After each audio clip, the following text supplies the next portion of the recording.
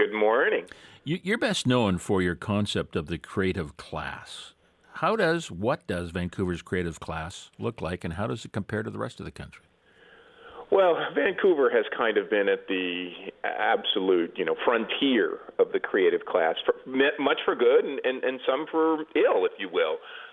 Obviously, Vancouver has a large creative class, well more than a third of the workforce, and that creative class is quite clustered. We built maps at my institute, the Martin Prosperity Institute, published them at the Atlantic on a website we run there called City Lab, focused on urban issues. And, the creative class had colonized one part of the city and region, radiating out from the core, and then the lower wage, more economically vulnerable service class was clustered in the entire other edge of the city, away from the waterfront, away from amenity, pushing away from the core. So I think the good news is that Vancouver has a large and vibrant creative class. It's attracted creative class people from all over Canada, scientists, technologists, entrepreneurs, innovators, business professionals, not just from Canada, and from all over the world, from Asia, from Europe, from all parts in between. But at the same time, I think what we're seeing in Vancouver and also Toronto, where I live, is that a large class divide is opening with the creative class, the knowledge workers, those scientists and artists doing reasonably well and living in the most functional and desirable areas of the city and metro, and the service class, those low-wage people working in routine jobs, in food preparation, restaurant work, hotels, grocery stores, taking care of our parents, providing personal health care aids to us, those people falling further behind. So in your opinion then, because you said it's both good and bad, what makes Vancouver a great place to live and a not so great place to live then? Well, look, I'm an urbanist, but I'm not a rocket scientist, but any sentient people know that Vancouver is one of the most attractive places to live on the face of the earth. And the good news is that Vancouver is thriving. It has the economic fundamentals. It has the tech industries, the arts industries, the culture industries, the knowledge industries.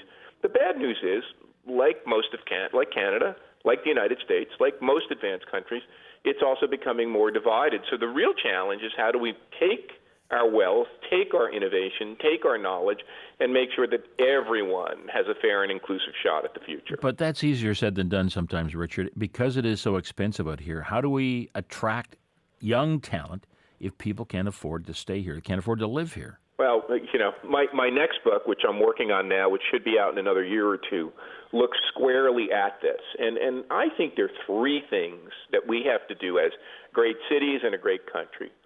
First, we've got to make sure that people at the bottom have a living wage. That means higher minimum wage laws, higher minimum wage rates, 15, 16, perhaps as high as almost $20 an hour in our big expensive cities. We forget. We look back at those blue-collar manufacturing jobs and think somehow they were, somehow handed down to us from on high. But during the Great Depression and the New Deal period, we made bad jobs in manufacturing good jobs with unions, with new national regulations. We took low-paid manufacturing work and made it a great family-supporting job. So we've got to upgrade those service jobs. We've got to get workers involved in those low-paid service jobs, vulnerable populations, new Canadians, immigrant populations, female-headed households. We've got to get them involved. We've got to use their minds. And the studies have shown when service workers are involved in their work and engaged in their work, they are better with customers. They lead to innovations on the retail shop floor, and they drive profits up. So that's one thing. Second thing we've got to do is we've got to build a lot more housing, and we've got to do it quickly. We've got to get over this NIMBY mentality, not in my backyard, we can't build here, oh my God, it's a problem. We've got to increase density and engage in real city building, and Vancouver's been doing that, and the density has been growing. Yes, indeed. And then finally, we have to invest massively in transit. We need a massive investment in this country in transit to connect our outlying areas, to increase density out in the burbs, and make sure people don't have to drive cars to work. So that's what we need to go and do. But Richard, densification projects in Vancouver have been met by huge opposition by residents. So are you saying that cities should just plow through these mega developments even when the citizenry says emphatically no? I don't want to be too critical, but in the 18th and 19th century, there were a group of workers, they called them the Luddites.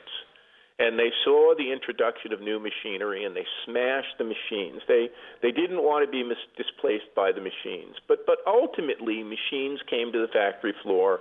We became more productive, and we developed. This NIMBYism is like a Luddite of the city.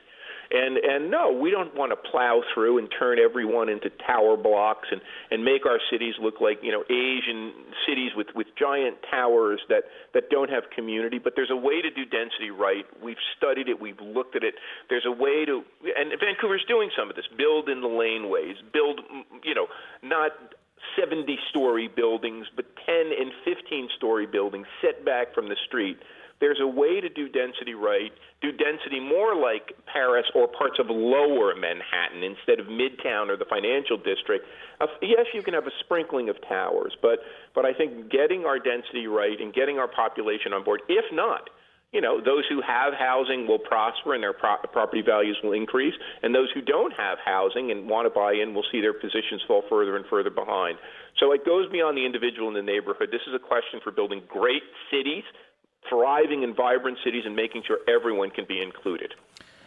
Richard Florida, look forward to your arrival in the city. Take care. I'm always happy to come back to what may well be the single most beautiful city in all of North America. There you go. So thank you. Thank you. Bye-bye.